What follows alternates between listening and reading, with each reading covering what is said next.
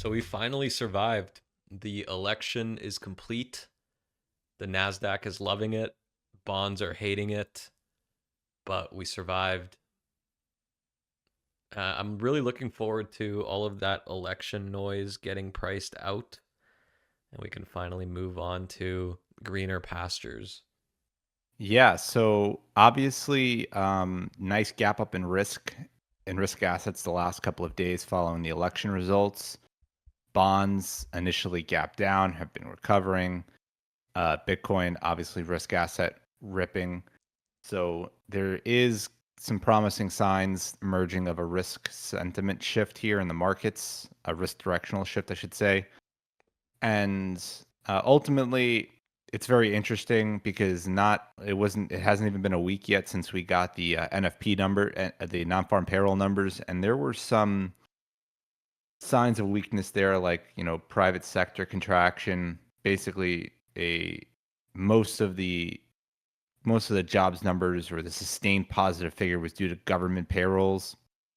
And I don't say that to be a doomist or anything. It's just when we have Donald Trump coming into office, right, and his objective is to try and cut down as much of the government as possible, we have to look at the fact that a lot of the life in payroll figures over the last couple of months to a year has been government jobs.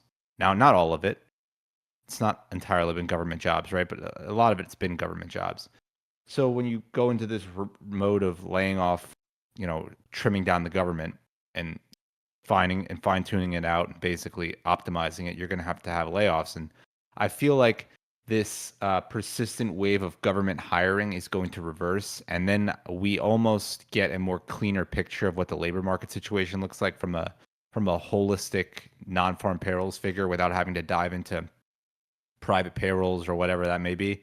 We're going to have just a drop in government employment, and in turn, maybe more realistic employment for the entire country in terms of where payrolls should be.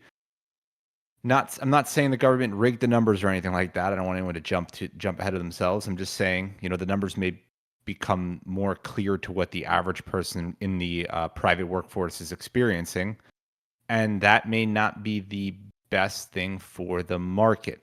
But I want to brace myself with that by saying Donald Trump has historically been very bullish for the stock market, which is why the market ripped the way it did 3 days after the election.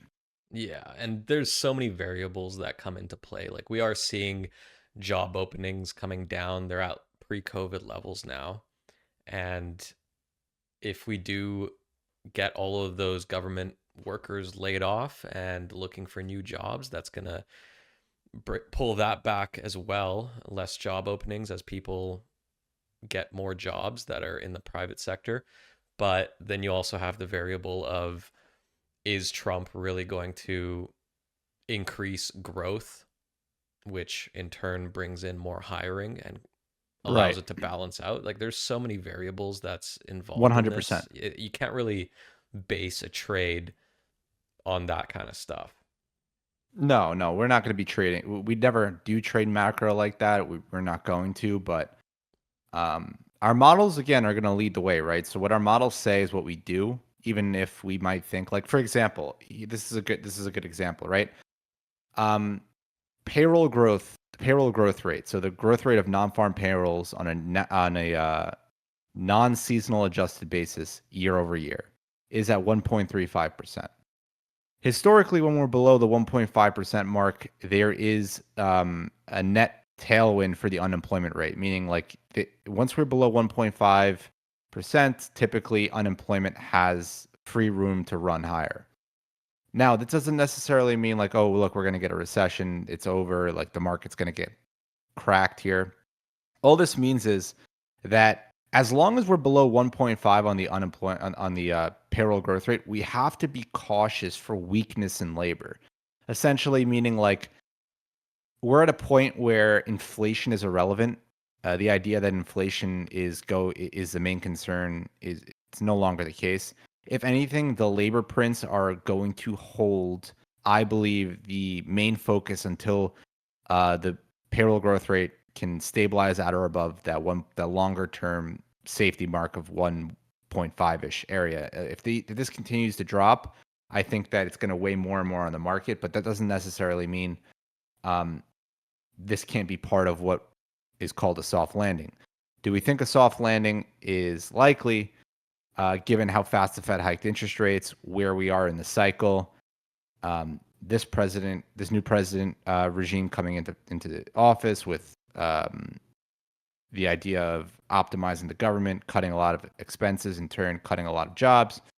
Does this does that constitute to a soft landing? The answer shouldn't be that black and white. The way you should answer that question is like this: the base case is always going to be the soft landing is not likely, but you have to understand the soft landing is possible. So as long as payrolls don't get decimated from here on a year over year basis, right? They stabilize around this point. I mean, below 1.5 is already your yellow lights are emerging, but as long as it doesn't like shit the bed basically from here, you have the ability to quote unquote land softly. Now the question is the Fed over restrictive? That may or may not be the case depending on how they act going forward. We believe the Fed is still in an over restrictive state, but they're slowly coming towards more neutral stance. The question now is, do they cut rates on a consistent path, or do they start playing pause games with the market and really overstaying their restrictive welcome, as we believe they've already done for some time?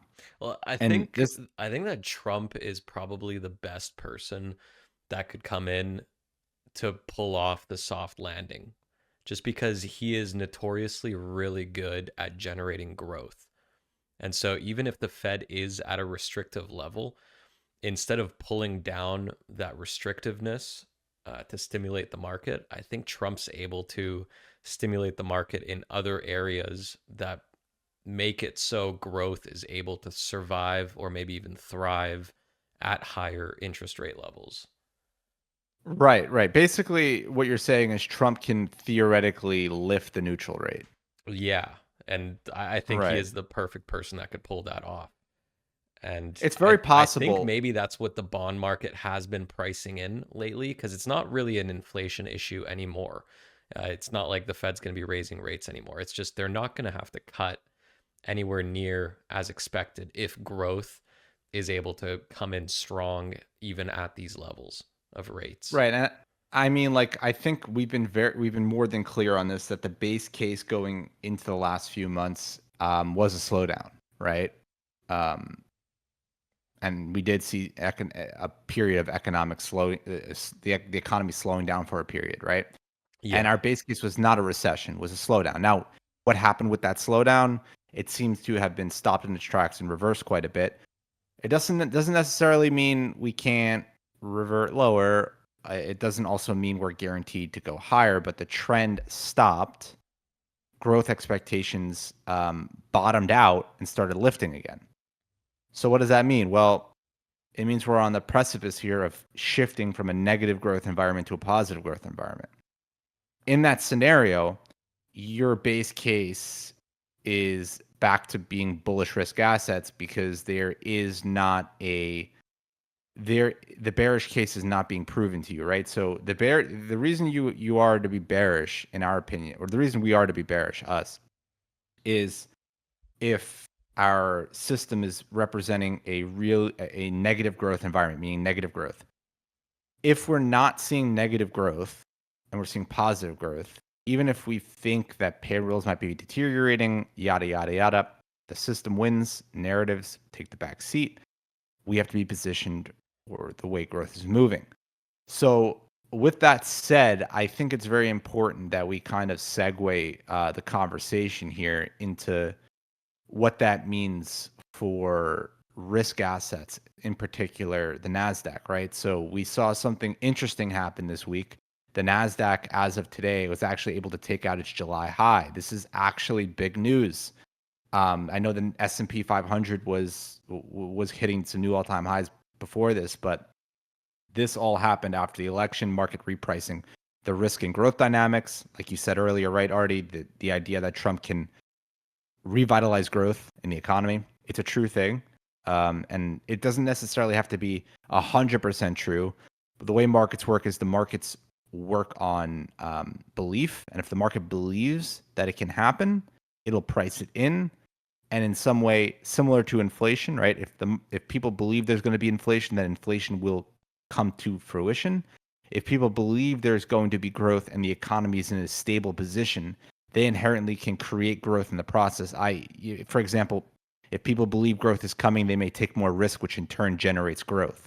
So it's a very one hand washes the other and repetitive cycle that, until that cycle is broken, if we are moving into a risk on environment, we have to respect it and adjust our viewpoints with the models accordingly. Now we're over 52-week. We're new 52-week highs here on the Nasdaq. This was something we haven't seen since July. This was something that was basically in line with our models being in a risk-off state. Things have changed. Things are changing. So we have to be attentive to that. Now, same thing with Bitcoin, right? Miraculously, Bitcoin also breaks its March highs this week. And it's slowly grinding higher. This is yet another sign of risk dynamics shifting, as we did nothing for nearly 7 months here. Now we're moving. This should not be disregarded in what's happening here in Bitcoin. On the other hand, bonds, quite disappointing. Quite a disappointing move for us here. I tweeted about this. I think we've spoken about this. For those that are new or don't have our subscription service, aren't paying attention, we did stop out of bonds when it went neutral trend here on October 24th, and we were out prior to on the 21st. So we scaled out of bonds for a small profit. We left a decent amount of money on the table here, but that's just going to be trading. That's how it works especially when you're systematic. It's part of the game. We were up a lot very quickly, and then it pulled back just as quick. Sometimes these moves break out and are real runs. Sometimes they're not, but you're never going to really ride the wave by taking profits too quickly and cutting a really good wave short. So yeah, a little bit disappointing for us. I mean, we're still doing quite well for the year in terms of performance-wise, but it's something that obviously we wish we could have sold the top, but that's not the game. The game is riding the waves. So on to the next one there on bonds. Yeah, sometimes it's good, sometimes it's maybe a little shit, you know? Yeah, yeah. That's the Sometimes name of the game, but it's all about the long run. We're not here for the short run.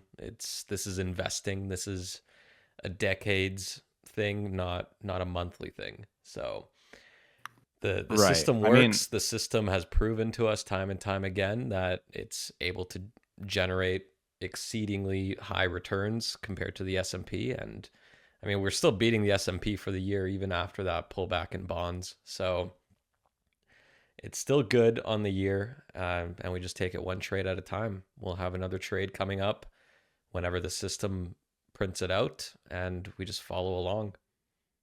yeah. But So we like, let's we actually, actually yeah, did make some updates. We should talk about that. So a big the big update that we made was defining what kind of risk off period it really is. There's a difference between a deep risk off and a regular risk off. Bonds like deep risk off. That's when the Federal Reserve is being pressed to cut rates, growth is really dropping very quickly, and there's panic. That's when bonds thrive. We were in that position when we were long bonds initially, when we saw that move in bonds. But once we saw growth bottoming and starting to head up to that negative 50% and higher area that you're highlighting right there, that's when bonds either lag or pull back. But other safety assets, for example, utilities or healthcare, those are the two that we did a lot of research into. And what we're looking to change Aries in is allocating capital towards those two, which are still defensive plays. They do well in deflation and stagflation as long as it's not a full blown recessionary output. In that case, only bonds do well. So we still keep the bonds trading during risk off, but we also implement a little bit of an allocation into utilities and healthcare. So that allows us to ride up with the stock market when it's still just a shallow recession or shallow slowdown. And this was quite a breakthrough, honestly. The should we tell them what the Kaggle is? Yeah, you can go ahead. Yeah, so the current Aries. Scroll down to the current Aries slide. So this is what we're running right now with Aries, which is our bond and equity portfolio. So unleveraged Aries is a 10.6 compound annual growth rate, which roughly matches the S&P, but with much less volatility, with a max drawdown of 19%, an average drawdown of 5%. So because of that low volatility, that's why we run leverage to really maximize the growth rate while bringing the drawdowns to be pretty much equal to the S&P. So the Aries 3X, we have a 28% compound annual growth rate with a max drawdown of about the same as the S&P. Your thing's kind of fucking up. I know. Dude, hold on 1 second. Let me see Oh, if I there we go. can. 52%. So 52% max drawdown on the current Aries, where the S&P is 55. So after implementing this utilities and healthcare into shallow recessions or just slowdowns, having those as well and pulling back a little bit on the bond allocation, that brought up our Aries triple leverage. That brought up the compound annual growth rate to 37%. So we added almost a whole 10% to the compound annual growth rate, which is pretty insane when you think about it, because that's what the S&P returns, 10%. That's what we added to the triple leveraged Aries. So we're super excited to release it. We'll probably be releasing it, I don't know, maybe in about a week, you think? Yeah, I think we just got to finalize some of the back end stuff and just get it all polished up, and we could uh, push it out into the reports probably in a week. Yeah, so super So excited about that. I do want to cover just basically summarize what you were saying there with what happens where. So if you're looking at the screen here, I have the regime map boxed in here in the lower the first 50 points of negative growth, so the 0 to negative 50 on the growth scale. So growth is the y-axis, and inflation is the x-axis. So I want to basically summarize what Artie was saying. So what we noticed were there were a handful of sectors that held up quite well in this negative 50% zone. So meaning where growth dropped to negative 50%.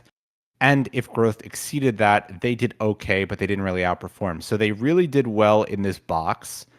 They outperformed the risk assets, the defensive plays, but they didn't outperform the market below negative 50% on the system strength going back to 1991. So what we were able to pretty much identify were assets that when the market was sensing an economic slowdown, these defensive plays would pick up returns. But they wouldn't get absolutely destroyed if the slowdown accelerated to a recession, because that's a big key, right? You don't want to put something in place as a slowdown trade that gets absolutely smoked in a recession, because the odds are if you're in a slowdown, you're drifting towards a recession. Doesn't mean it's the base case, but it just means that a recession is the next door knocking.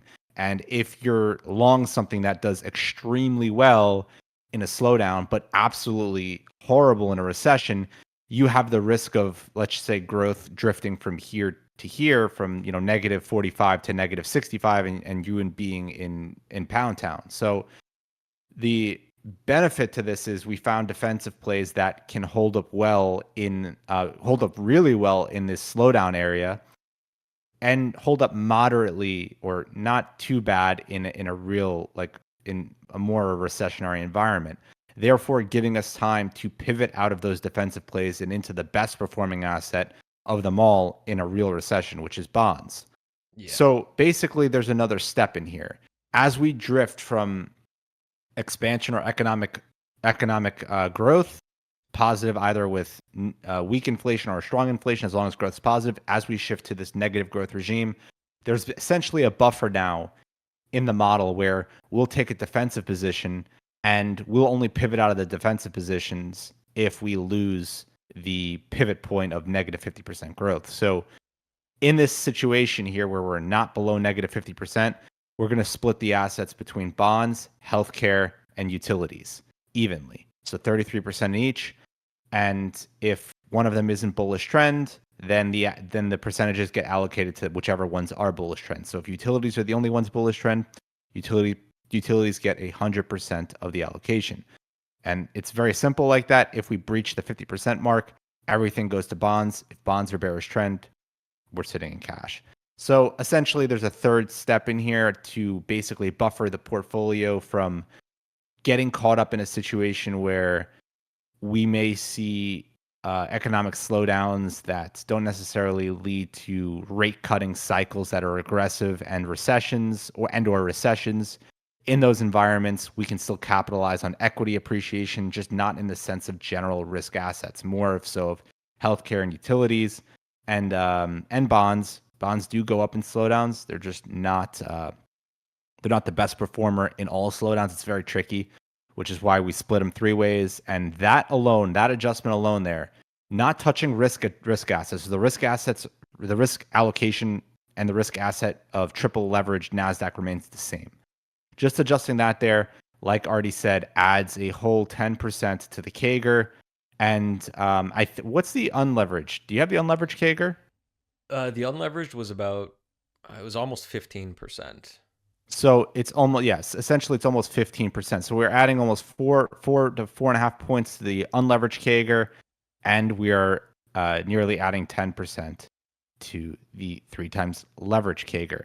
All of that with a simple adjustment, we think it'll do us well. It'll make the transition from risk on to risk off a little bit easier. Instead of going from all risk assets to all risk off assets, you now have a buffer where just in case we do end up with a pure slowdown, nothing else, nothing more than that, we get to capitalize on more growth in that environment. I know it sounds silly, right? Negative 50% and you're still getting growth, but the defensive plays actually go up even when growth is pretty weak. It's just when growth we gets saw that just recently as well when the bonds started selling off. Once growth bottomed, you could even see it in the growth index there on the left. When growth bottomed there, that was the telltale sign that it's time to allocate into these defensive plays, and bonds are not necessarily the play. And we saw that recently where utilities and healthcare kept grinding up. And the beauty of those, the reason we chose utilities and healthcare is because not only do they do well during slowdowns and they hold up fairly well if we do get a pivot to a deeper deflation as well, they hold up better than tech, for example. But the beauty of it is they also do great in expansion. And expansion is typically the environment that you would be going into out of a slowdown, which is what we're seeing right now. And so you're not missing out on those equity gains because you're sitting in bonds just because you're at, negative 5% on the growth index there. So we'd still be capturing a lot of those equity gains as we come out of a slowdown. And then once we're fully out of it, pivot into NASDAQ as usual. And the beauty of it too is the CAGR boosted by 10%, but the drawdowns didn't really change too much. So it's really a win-win. And do you have the drawdowns on hand? You want to tell them? Max drawdown off the top of my head, I believe, is 58%, and average drawdown is 18%. And that's with triple leverage. Right. So you're basically adding 10 points onto the CAGR for 2 points of average drawdown and 3.5 points of max drawdown. Like six points. 6 points of max drawdown and 2 points of average drawdown for 10 points in CAGR. Yeah, Yeah, that's crazy. yeah, it's pretty insane. Definitely worth the trade off. And obviously, that's with triple leverage. Can always run it with double leverage. The funny thing is with double leverage, it pretty much gives almost the same compounded annual growth rate as the current Ares of 28%, but the max drawdown and average drawdown are significantly lower. So Yeah, I it's a believe pretty we saw the huge max update. draw. Yeah, I think the max draw, if you were to run the new Aries at 2 times, you get pretty much the same CAGR as what we have here on 3 times, but you get like a 40% max drawdown, right? Yeah, and 40, 44, yeah. you're also you don't have any decay or not as much decay with double leverage Right. as you do with triple leverage. You know, these ETFs, they do have decay because they do use swaps and options to create that triple leverage. And so, and even with futures, you do have that contract roll risk and all that. So, all of that is diminished at double leverage or even no leverage. But obviously, that's a smaller compound annual growth rate, which me personally, I don't care. I'm going all in for the 38% compound annual growth rate. Yeah, yeah. So we're just building out the RQF part of this now in terms of combining the new areas into RQF, running all the back office or back uh, tabulated work, and then we're gonna get everything all fresh and sharp for the report, and we'll do a major update in the next week or so. And all the members will get everything instant as soon as we release it, and they'll have the newest stuff moving forward as always. So thank you guys so much for listening. If you have any questions, feel free to reach out to us on X at the Market Radar, or you can go to our website at market-radar.com and sign up for a membership to get access to these models in real time and get the updates when we update them. Thank you so much. Have a great weekend.